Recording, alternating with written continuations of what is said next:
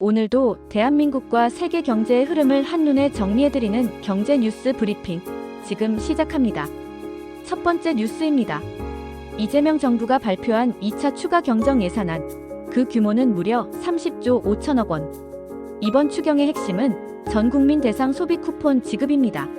상위 10%는 15만 원, 일반 국민은 25만 원, 차상 위계층은 40만 원, 그리고 기초생활수급자는 최대 50만 원까지 혜택을 받게 됩니다.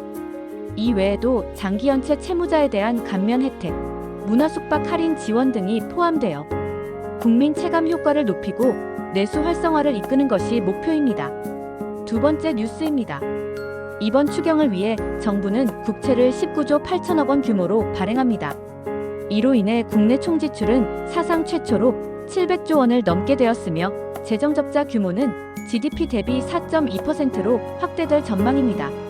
정부는 재정 건전성을 고려하면서도 위축된 소비 심리를 회복시키기 위한 적극적인 정책 대응이 필요하다는 입장을 보이고 있습니다.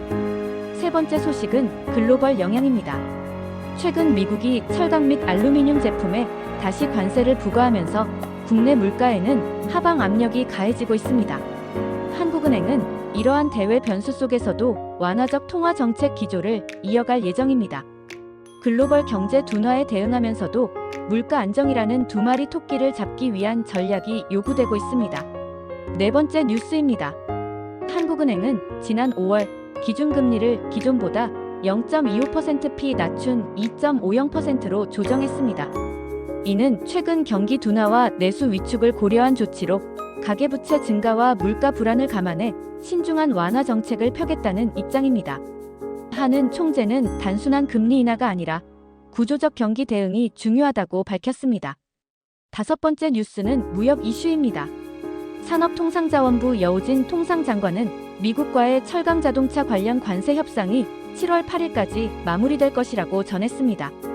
이번 협상은 국내 제조업의 수출 경쟁력에 큰 영향을 줄 수 있는 만큼 속도감 있는 협상과 국내 산업 보호가 핵심 과제가 되고 있습니다. 여섯 번째는 부동산 소식입니다. 서울 아파트값이 최근 0.36% 상승하며 무려 6년 9개월 만에 가장 높은 상승률을 기록했습니다. 특히 송파구, 서초구, 강남구 등 이른바 강남 3구를 중심으로 매수세가 살아나며 20주 연속 상승세를 이어가고 있습니다. 정부의 대출 규제 완화와 분양시장 안정이 영향을 준 것으로 보입니다. 일곱 번째 뉴스입니다. 금융위원회와 금융감독원은 국내 암호화폐 거래소의 수수료 구조와 투자자 보호 실태에 대한 전면 조사를 예고했습니다. 최근 FTX 사태 등으로 인해 글로벌 규제 분위기가 강해진 가운데 한국도 투자자 보호 체계를 강화하겠다는 취지입니다. 여덟 번째, 국가 예산 추가 편성 소식입니다. 정부는 추경 외에도 22조 원 규모의 추가 예산 편성을 검토 중입니다.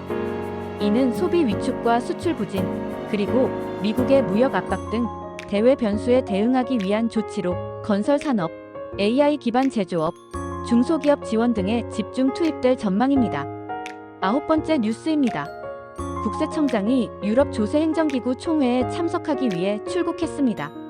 이번 회의에서는 국제조세 투명성, 디지털세 도입, 세무정보 공유 등을 논의하며 국제조세 행정 협력 강화를 위한 논의가 이뤄질 예정입니다. 한국의 세정 수준을 세계에 알리는 계기가 될 것으로 보입니다. 열 번째, 마지막 뉴스입니다. SK하이닉스가 삼성전자를 제치고 디램 시장 점유율 1위를 기록했습니다. 올해 1분기 기준으로 하이닉스는 점유율 36%를 달성하며 메모리 반도체 산업의 패권을 다시 한번 확인시켰습니다. AI 반도체 수요 급증이 영향을 준 것으로 분석됩니다.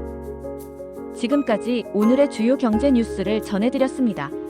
정책, 시장, 글로벌 동향까지 다양한 이슈가 이어지고 있습니다. 앞으로의 변화에 관심을 가지시길 바랍니다. 더 궁금한 경제 이슈가 있다면 언제든지 댓글 달아주세요. 건강과 행복을 빌며 평화를 빕니다. 감사합니다.